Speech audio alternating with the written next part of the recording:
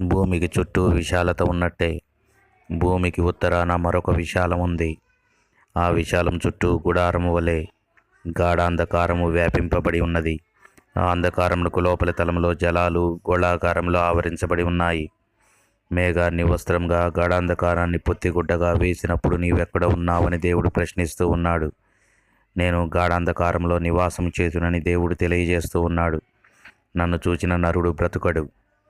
అందుకే సృష్టి ఆరంభంలో దేవుడు తన చుట్టూ గాఢాంధకారాన్ని జలాంధకారాన్ని గోళాకారంగా వ్యాపింపచేసి తన నుంచి వచ్చే ఆ కాంతిని మరుగుపరిచాడు. యెహెజ్కేలు తన దర్శనంలో ఉత్తర దిక్కు నుండి గొప్ప మేఘం గోళం వలె గుండ్రంగా ఆవరించబడి చూశాడు. ఆ గోళం యొక్క లోపలి తలంలో కాంతి ఆవరించబడి ఉంది. ఆ అగ్ని అతి కాంతివంతంగా ఉన్నట్లుగా అతను చూస్తూ ఉన్నాడు. ఆ జీవుల తలలపై ఆకాశ మండలం వంటి విశాలతను అతను చూస్తూ ఉన్నాడు.